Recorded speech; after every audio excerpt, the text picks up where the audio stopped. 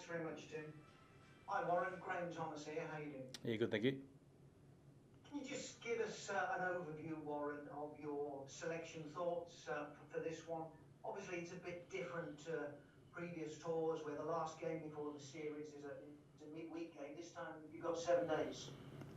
Yeah, and that's a part of the thought. We're looking at some combinations within the team, and also some players that we wanted to have another run out, and then a few players that we're looking to have had some rugby and freshening up for next week, so they get a full week of training too. How much of your test side is now fixed in your mind? How much is still fluid? Oh, probably fluid in terms of 60-70%. We've got some thoughts on where we are. We want to see some players have another hit out this weekend. Like I said, look at some of those combinations. There's a few guys who aren't involved who we're pretty happy with, but it's still an opportunity for the side on Saturday and the players there to go and stake a claim as well. So we felt we learned a heck of a lot from last night's run out against the Box. We were disappointed with some of our turnover rate, but we got on top of that and much better in the second half. We were really pleased with our second half performance and how strong and finishing over top of them. So hopefully we need to start better, and we need to make sure we're in that arm wrestle for particularly early on, and deal with their kicking game. So that's pretty much in our thoughts too. You've got Alan Wynne on the bench. It's a remarkable recovery.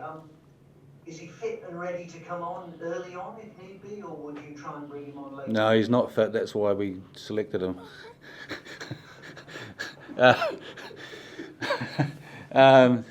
Look, we wanted him to. We feel if he's going to put himself in contention, he needs 20 minutes. So we've had that conversation with him about. I know he's travelled and has arrived today, but if he's in contention for next week, he needs to have a run, and so we need a hit out for him. So that was why we wanted him to have that, and then for a few other players, they've been doubling up a bit, so they get an opportunity to rest and freshen up. Right. So you could be looking at 20 minutes, not any more if someone needed to come off. Well, if someone comes off, he's ready to go. So we wouldn't have brought him out unless he was 100% fit. That was part of the thing that he went back to Wales. He rehabbed. He's been taking a full part in the Welsh training. We've been looking at very closely at a number of videos of the training sessions that he's taken a part in, and if the medical team hadn't passed him fully fit, then we wouldn't have been here and come out. Right. And Stuart Hogg back, Robbie Henshaw, how much of a boost for you is that? Yeah, I mean, Hoggy's been a little bit unlucky in the last couple of Lions tours, and getting the eye injury in 2017, which put him out of the series, and then being in close contact with COVID, which has kept him out a couple of games. So it's good to have him back, and he'll be ready to go, sitting alongside me, and then Robbie Henshaw as well. So look, he had a fantastic Six Nations. We're looking forward to him getting back on the park and hopefully putting his hand up. And a quick word on Josh Adams. Become a father, could become a Test Lion next week. He must be flying. Yeah, it was a pretty surreal day really when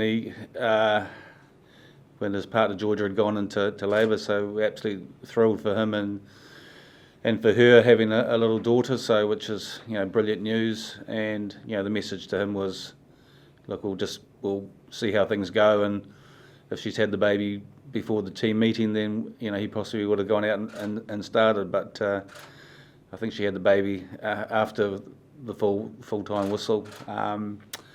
So he gets another hit out this weekend. He's had a great tournament, a great series so far, and we're looking forward to seeing him go out there and get on Saturday and hopefully celebrate the birth of his daughter.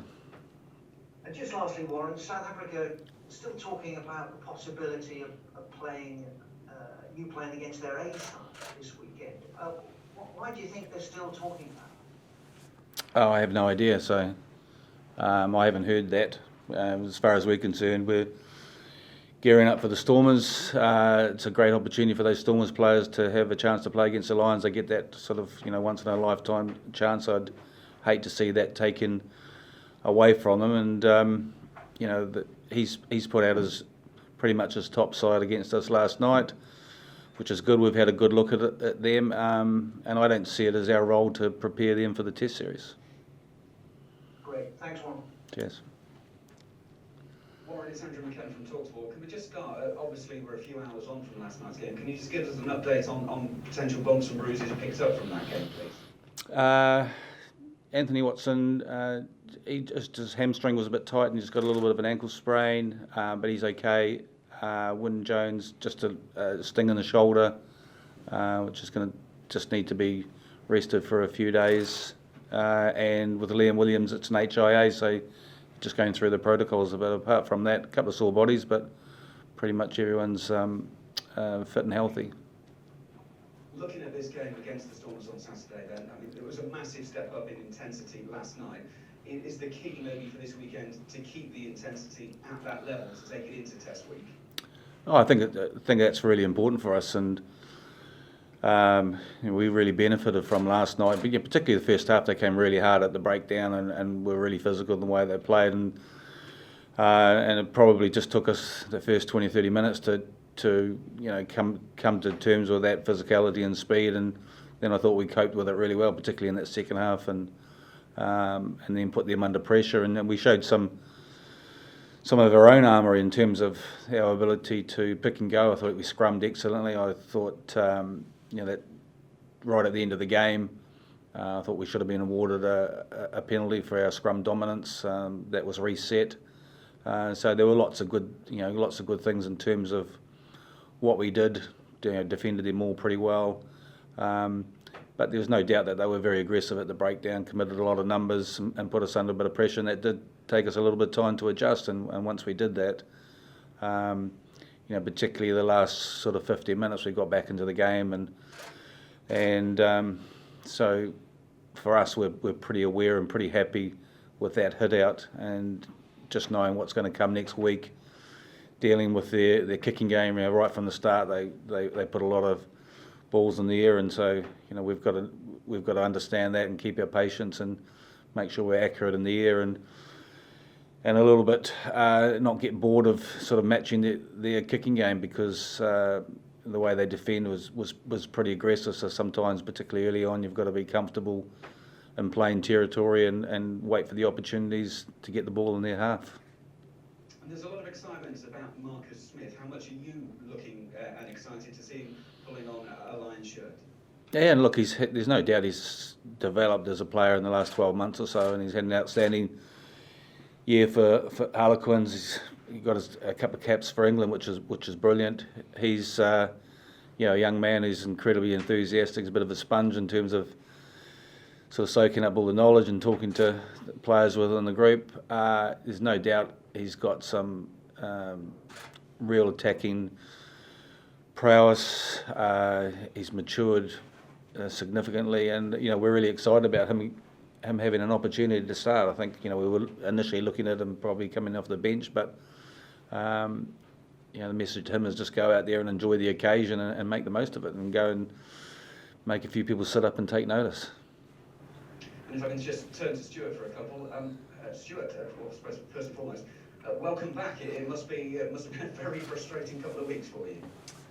Yeah, it has been. But look, it is what it is. I've had to just get on with it and suck it up and get on with my job. I think for me, the main thing is that everybody's fit and well and healthy now, so that's the main thing. But yeah, look, I'm absolutely buzzing to be back. Hugely excited about another opportunity to represent the Lions, and yeah, we'll look forward to it. While you've been isolating in your room and locked away, what have you been doing to pass the time? I imagine it's been an incredibly frustrating time. Have you sort of taken to, I don't know, learn a foreign language or something like that? I think being able to speak English first is probably a start, but look, I think for me, the key was just to get into a good routine. It's a long old time to be hidden away, so getting my routine sorted and making sure that I was being as productive as I possibly could seemed to pass the time a lot quicker. But look, it was challenging at times.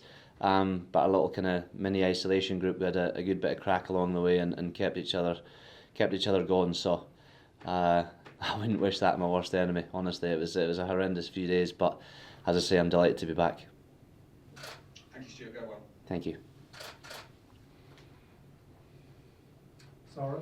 Hi there, this is Sarah Orchard from the BBC. As you're on my screen at the moment, Stuart, just backing up what you've just been saying there, do you feel that this opportunity has been building for you for a while following that disappointment from the last tour? I think for me it was something that I kind of kept quiet to and almost to myself for a long time. I think the experience I had in 2017, I felt going into that tour that I'd been playing some good rugby, and to have it kind of taken away from me was bitterly disappointing. But it probably took me a good year and a half, 2 years to get over it and get back up and running and get excited about playing rugby again. But yeah, look, I had the hunger and the drive to try and get back here, and as I say, I kept it to myself. But my focus all along was to make sure I got give myself every opportunity to represent the Lions again. And now that I'm here, it's about making the most of it. It's been a lot of hard work along the way, but since getting here, the hard work's continued. And as I say, I'm delighted to be given another opportunity, and hugely excited to go out there at the weekend. And Stuart, just one more for you before I go back to Warren. How was it for you watching last night's match, and what did you make of it?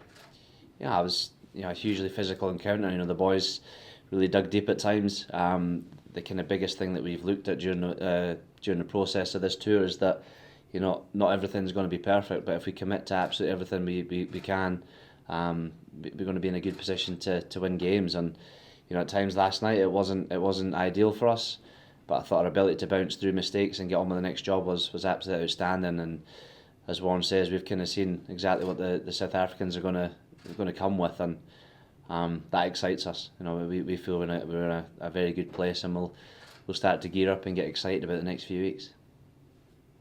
Thanks, Stuart. Good luck on Saturday. Thank if I you. could just ask a couple quickly to Warren, just a little bit of housekeeping, Warren, if that's all right. And Alan Wynne-Jones being on the bench, you did tell us yesterday that you thought he would have to isolate. Was that perhaps just a little bit of mind games that you were trying to keep him in your back pocket? And I was just making sure that he came in. They've been tested, so they've passed the COVID tests, which was negative. So we needed to check on that and make sure that was done.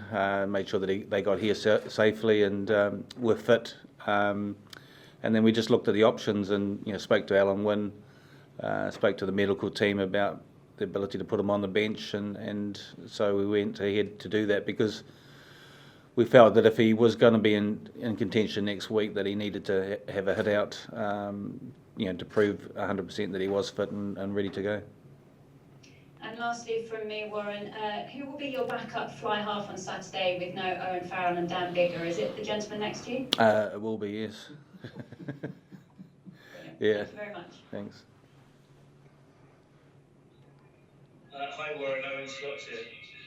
Just a couple of quick ones. Dan Biggar, you said could have played yesterday because it wasn't a bad ankle turn, but he's not named for this Saturday. Is it a problem or not? No, it's not.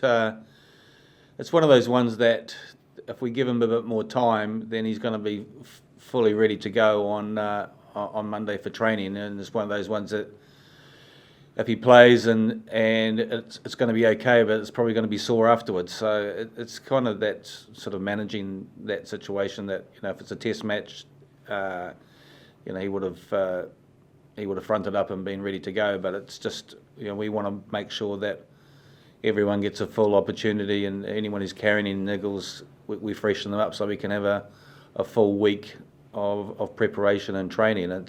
Sometimes it's always difficult if players miss the first part of a week because they're carrying a couple of niggles to, particularly with this first test, have everyone fit and ready to go. So, look, we could have played him, could have been available for Saturday, but just giving them a bit more time.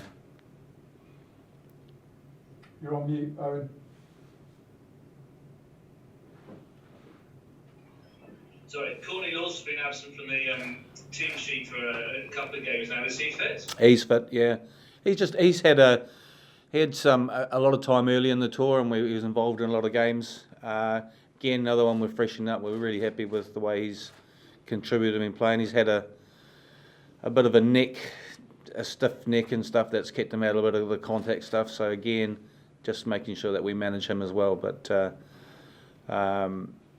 so look, there's nothing wrong with him. It's just again from his early involvements and the amount of minutes he had in those early games.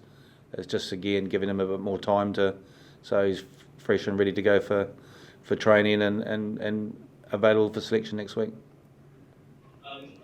The Faf de Klerk yellow card, do you have any concerns about that? Because that might have been a red back at home.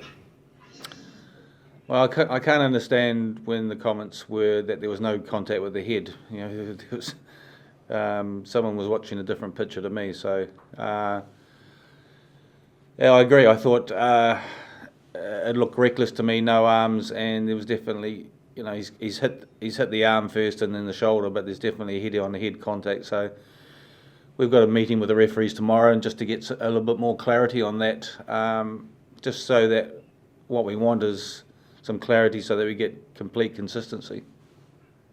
You can't cite or anything. I mean, that's a done deal. That's finished, isn't it? Yeah, I think so. Yeah, they have a citing commissioner who looks at those things. So it'd be interesting to see what the referees come back with and what you know, other people that have looked at it come back with in terms of what the recommendations were for that incident.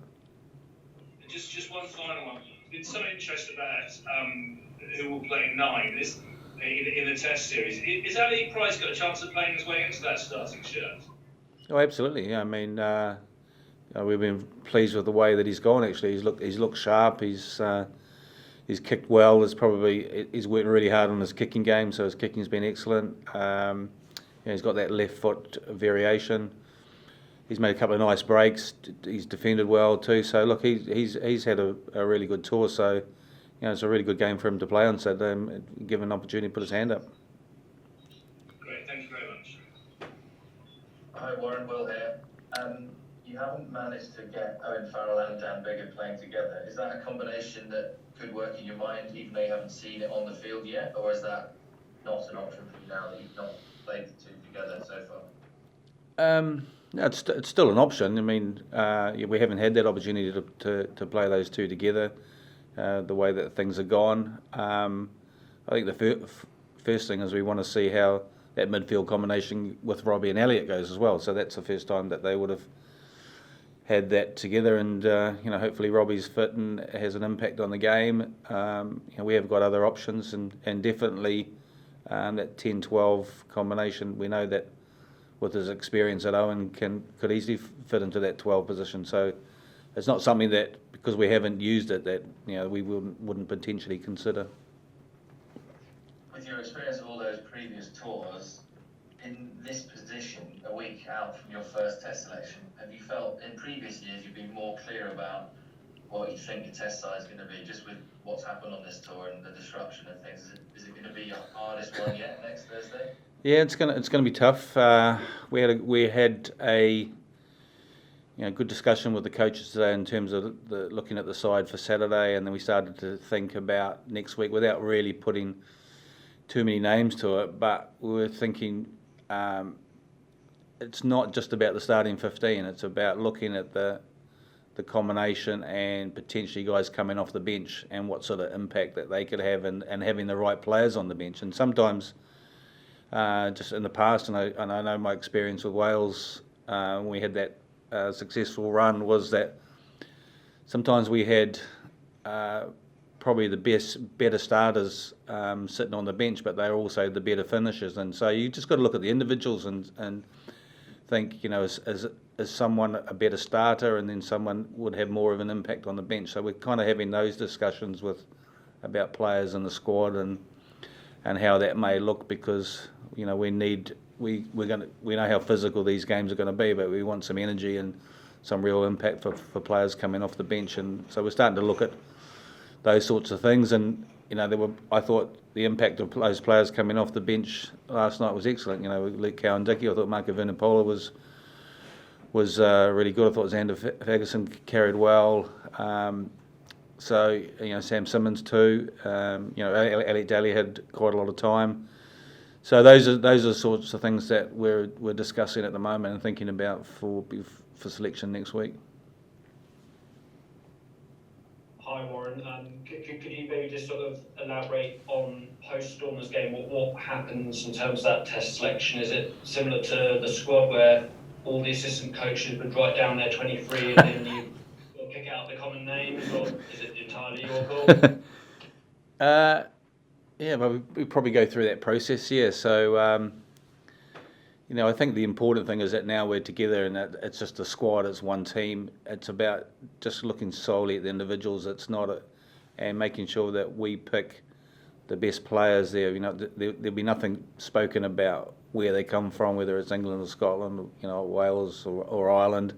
It'll be just about our thoughts on putting out the best possible 15 and the best 23 to do a job. So haven't thought too much ahead about whether we had a selection meeting today, and the coaches, as I do, we all come with our thoughts on what we think the team should be for the weekend, and pretty much we're about 90 or 95% in agreement, having written down the same names, and then we discuss some options and go through the process. So that's very similar to what we'll do after the weekend as we start thinking about the test side. And Graham asked you earlier about Razi's comments. Were you in any way disappointed that he sort of insinuated that A, you were scared to play South Africa A again, and B, that was the safest option?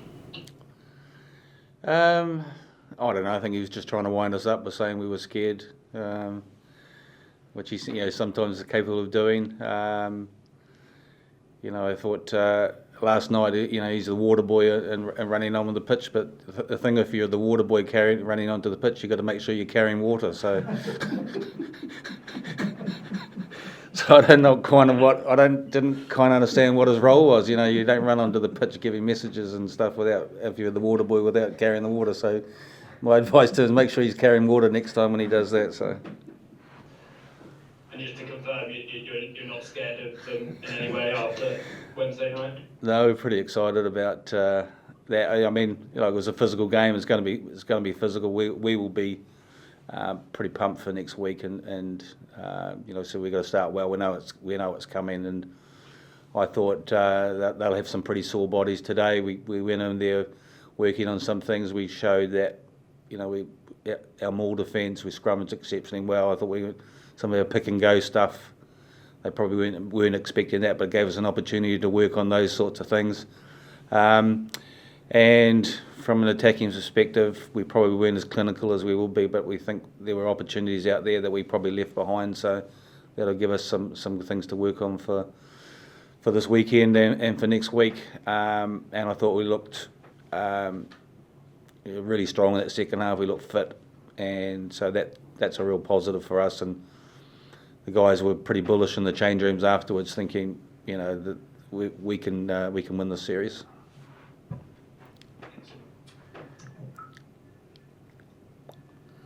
Hi, can I have a question for Stuart, please? Hi, Stuart. Graham Dean from the Scotsman here. Are you able to tell us how many days you were actually stuck in isolation, and also give us an idea of what you were able to do to try and keep your fitness up during that time? Yeah, it became a little bit easier once the boys and everybody in the touring party left. We got a little bit of time to spend in the gym, and managed to sanitize it down about 1 million times whilst being in there. So yeah, I got a chance to do everything that I possibly could. Obviously, I was kind of carrying a little knock after a training session, but I'm all good now, and excited to get going again. Thank you. Cheers. Thanks everyone. Thank you very much. Thanks guys. Thank you.